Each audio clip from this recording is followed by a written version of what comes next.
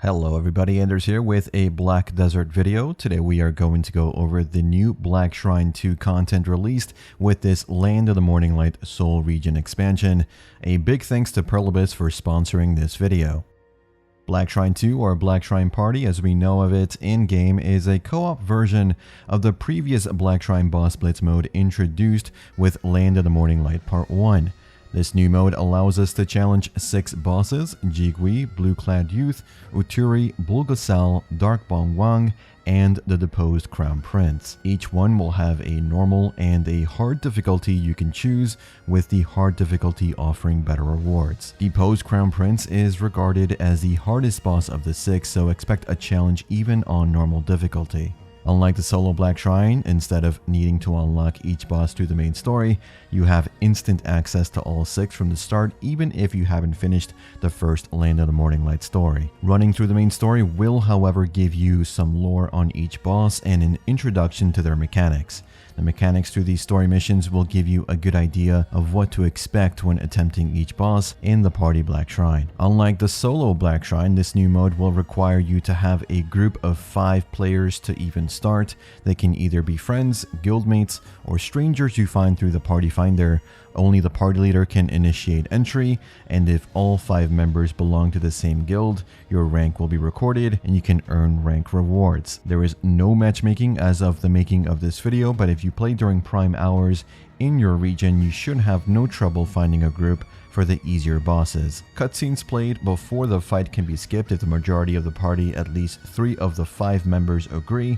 Potions cannot be used during the fight, however HP and mana will naturally recover over time, and you will find green health orbs that can be destroyed to heal yourself and nearby party members. Keep in mind, destroying these orbs while being too far away will not provide you with the healing effect. The rewards are very much worth your time, even for normal difficulty play. You will get a variety of guaranteed rewards for simply clearing a boss, but will also get a chance to obtain rare items like the Flame of Primordial, Reforged Stones, and even Acidel and Debaraka accessories. The Flame of Primordial is the item needed to craft the new Sovereign weapons, and the Reforged Stones are needed to trait those Sovereign weapons with more stats like AP, accuracy, critical hit damage, HP, damage reduction, evasion, and so on. You can only choose 5 of these per Sovereign weapon, and these Reforged Stones only really drop from Land of the Morning Light world bosses and these new Black Shrine group bosses, so definitely worth running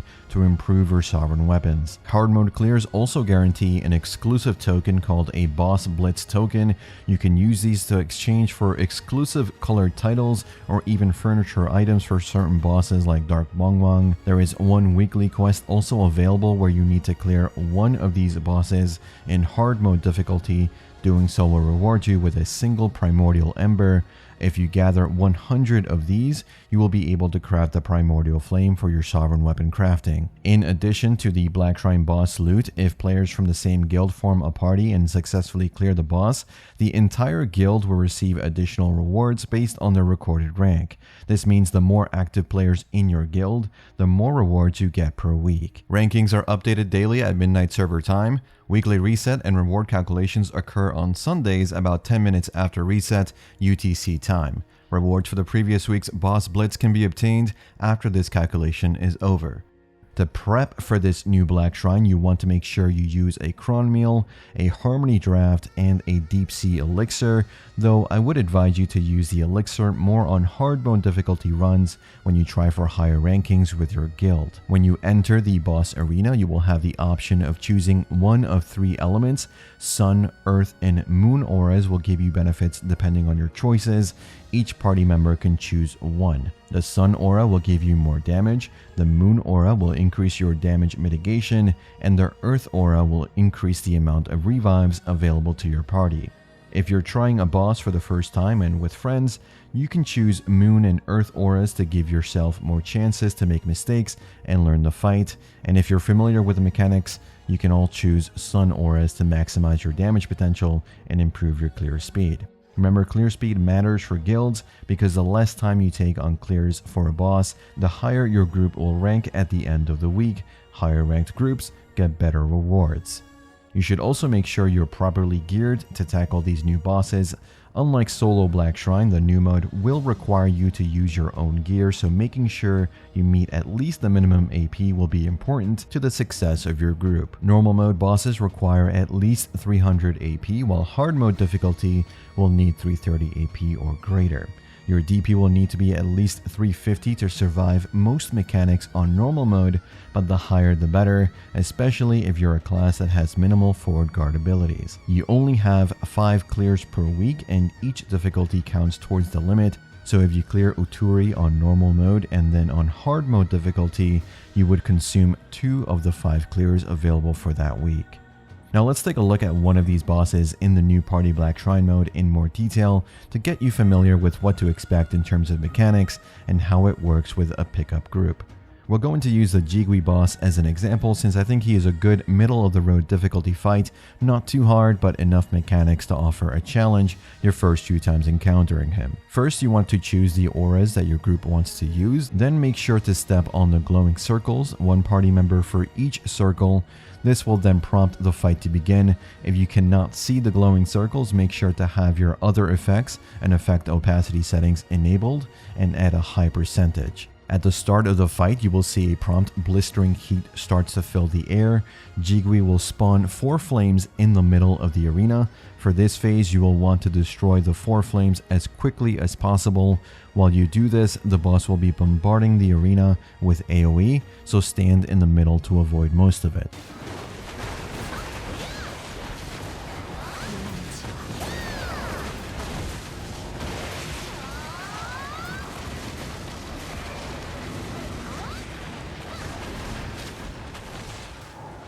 Once the flames are cleared, you will see a prompt "Hellfire is almost full. Destroy it as soon as you can." You'll notice multiple smaller flames spawn around the arena. You want to clear them as fast as you can.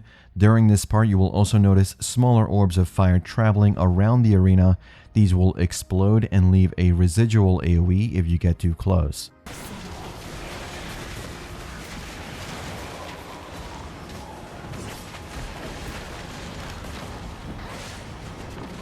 After all the flames are clear, the boss will appear and you can then start dealing damage. He will often teleport around the arena and launch a string of rectangular AoEs. These take a while to ignite, so you can easily dodge them at this stage of the fight. Whenever the boss prompts with Jigwi creates a fire pillar, he will spawn multiple flame geysers around the arena that are also fairly easy to dodge this early in the fight. The next stage starts when you see the prompt Jigwi starts preparing fire energy for recovery.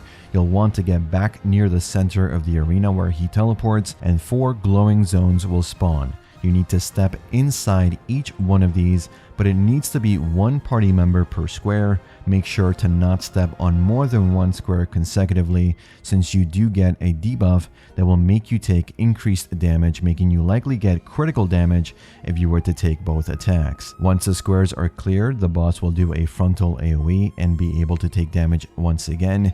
He will again teleport around the arena and launch a string of rectangular AoEs, as well as now casting frontal AoEs at the same time. You want to dance around the arena, avoiding his attacks and dealing as much damage to the boss as possible. The next stage starts when you see the prompt Jigwi's Burning Rage appears. Burn and turn to ash. Flames will once again spawn around the edge of the arena, but you need to make sure and look at which way the boss is charging his attack. Looks a bit like a Hadouken attack. You'll want to dash behind him to avoid it. Once he unleashes this ability, make sure to focus down the flames while also avoiding his second charging attack. You will see the prompt appear again, so you can time when to get behind him. From now on, he will repeat his patterns until you take him to 50% HP.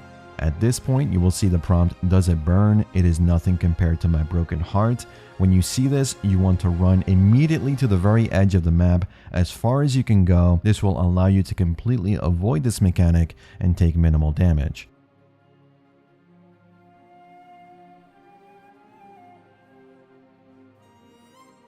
As soon as the attack ends, make sure to start clearing the flames that spawn and repeat these steps until you clear the first phase.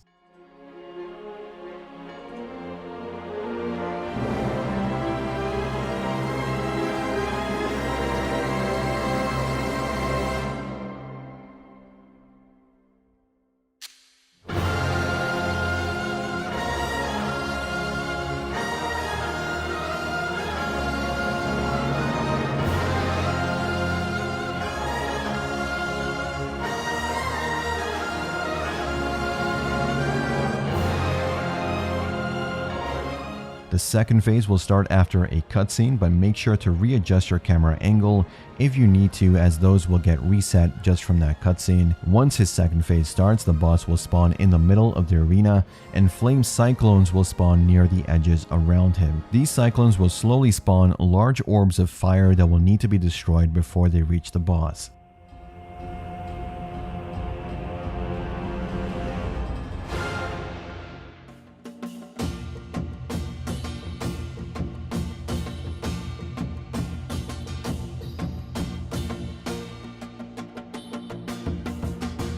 If you see the prompt "Sonwa, my Sonwa, where are you?", you know you have cleared the mechanic successfully, and you will now be able to deal increased damage and CC to the boss for some time.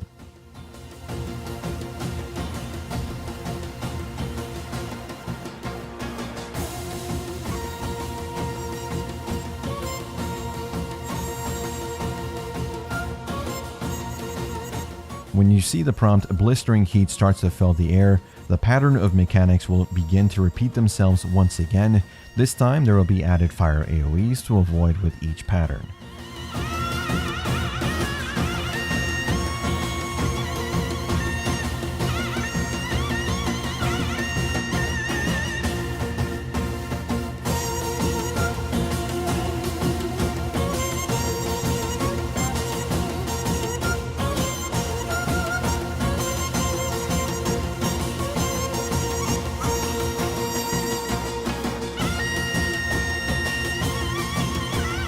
The boss will also have a new attack that has the prompt "Jigwi wishes to burn everything that breathes".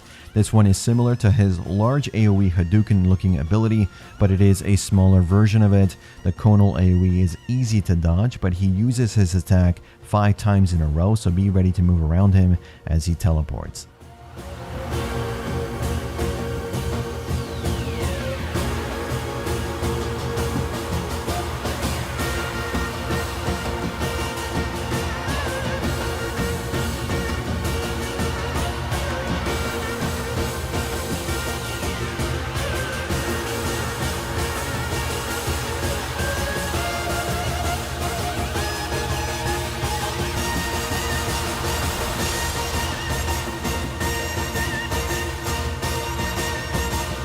The longer the fight goes on, the more pillars of fire that will permanently spawn around the arena, making it pretty difficult to move around without taking some damage. But all it takes is for one of your party members to stay alive long enough to defeat the boss for all of you to succeed, as it happened with our first attempt with this boss. Luckily, we had a berserker in the group that was able to finish off the boss in the end.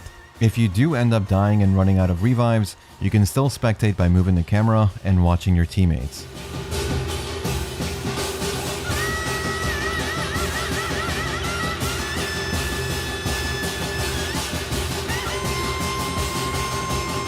That's the Jigwi fight in detail. It was a fun fight overall, especially our first time fighting him. Other bosses like Bulbasaur are easier on the mechanic side, less things to remember, but some like the Post Crown Prince and Dark Bong Wang are much more intensive and require a bit more party coordination and even some unique preparation, like needing a fish or shark outfit for some of the mechanics in the Dark Bong Wang fight. Using the swimming speed buff is pretty crucial for that boss in particular. It was much more challenging than you'd think. That's all for this video. Soon we will have a 7th boss to contend with, but let me know what you think about the Party Black Shrine. What do you think about the rewards, and which one is your favorite to go through? Is party content like this something you want to see more of in the future for Black Desert? Let me know in the comments, and as always, thanks for watching, thanks for listening. I'll see you all in the next one. Take care.